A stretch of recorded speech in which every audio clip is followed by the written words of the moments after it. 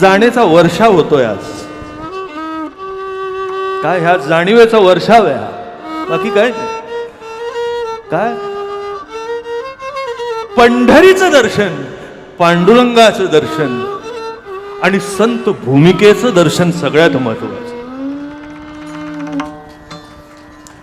देवाचं दर्शन झालं तर बरं वाटेल तात्पुरतं, पण संत बोधाचं दर्शन झालं की एका क्षणात जीवनाचं कल्याण. का एका क्षणात. म्हणून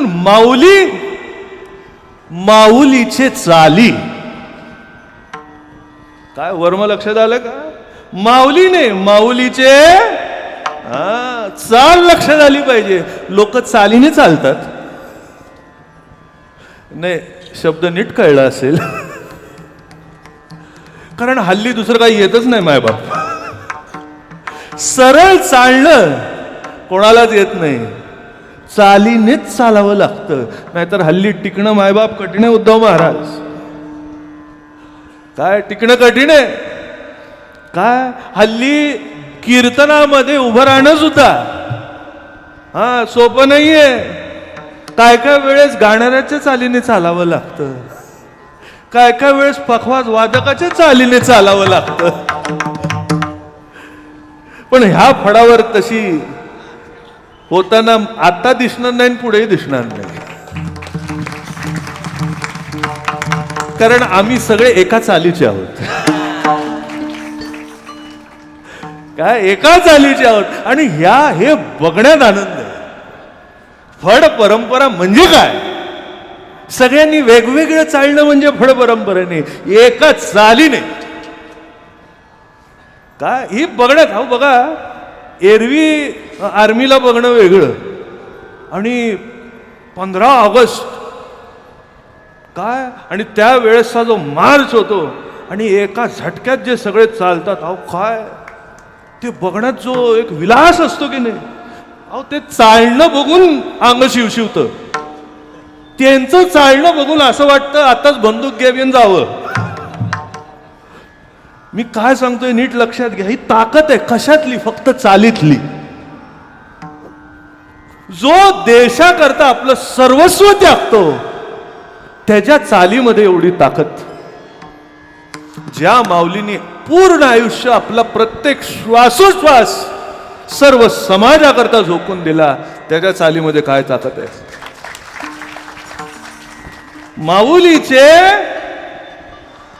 म्हणून हे आईचंच काम आहे. काय आईचंच काम आहे.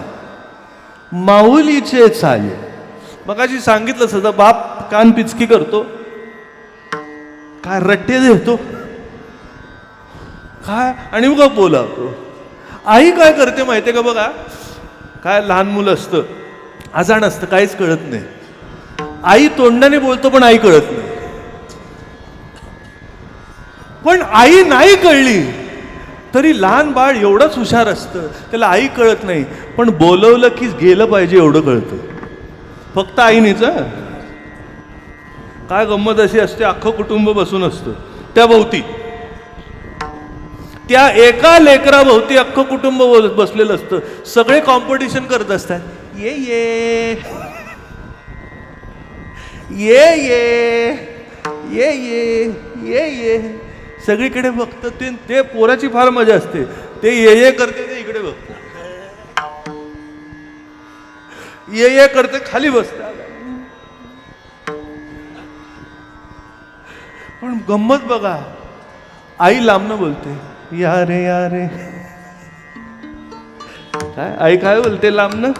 या रे ये. काय सांगू, त्या ये मध्ये अशी ताकद आहे, जे कुठेतरी लक्ष असलेलं बाळ टाकण बघ, या रे. आणि मग असं उठून कसं पळत काय मध्ये 2-3 वेळा धडपडतं. काय पण आई वाट बघत असते. काय आई वाट बघत असते. ते येतं, माऊलीच्या कुशीत पडतं. काय मी काय सांगतोय, ही ओढ लावली. आईने कानाला धरलं नाही, आईने चालायचं कसं हे शिकवलं नाही. आई पुढे उभी राहिली आणि बाळ ओढत आलं.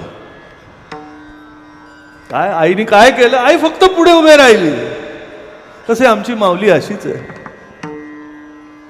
काय चालविशी हाती धरून या. काय काय केलं माऊलीनी? चालविशी हाती.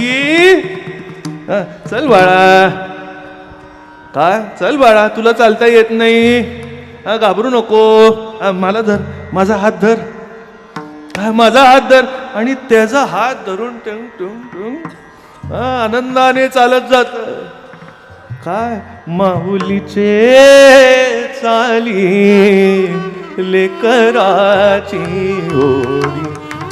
ही ओढ महत्वाची आहे, हा गोडवा महत्वाचा आहे. जीवनामध्ये कुठेही असलं तरी या ओढीशिवाय बरं वाटणार नाही मायबाप. आणि आपलं भाग्य कसं आहे बघा, ओढ लावणारा दुसरं कोण नाहीये. काय गंमत लक्षात घ्या. अगाध ज्ञान अज्ञान विहीण निखळ ज्ञान मात्रची संपूर्ण, म्हणून ज्ञानेश्वराची कोण रूपाली. काय कोण ओढ लावतंय? काय ज्ञान ओढ लावत नाही. काय मला गंमत वाटते, ज्ञान आपल्या मूळ स्वरूपाकडे उलट वळलं, माऊली झालं आणि मग ओढ लावली. काय एक लक्षात घ्या, काय काय बोलतोय ते नीट लक्षात घ्या. ज्ञान स्वतंत्र जन्माला येत नाही. भक्तीचे उदरी जन्मले ज्ञान, भक्तीचे उदरी जन्मले ज्ञान, भक्तीचे उदरी जन्मले ज्ञान, भक्तीचे उदरी जन्मले ज्ञान. भक्तीने ज्ञानासी दिदले महिमान,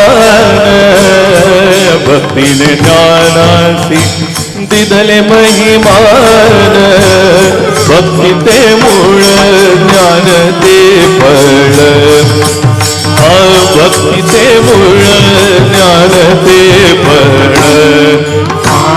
भक्तीने ज्ञानासी दिदले महिमान, भक्तीने ज्ञानासी दिदले महिमान, भक्तीचे मूळ ज्ञान ते फळ, भक्तीचे मूळ ज्ञान ते फळ.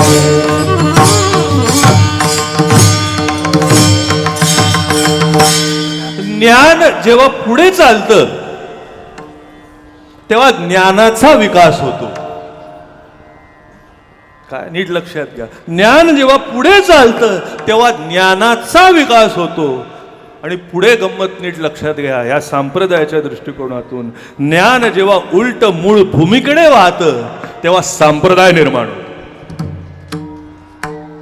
काय नीट लक्षात घ्या. हे बघा, तुम्ही म्हणाल महाराज काय बोलताय. आता बघा, सफरचंद लागतं, काय बरोबर आहे की नाही.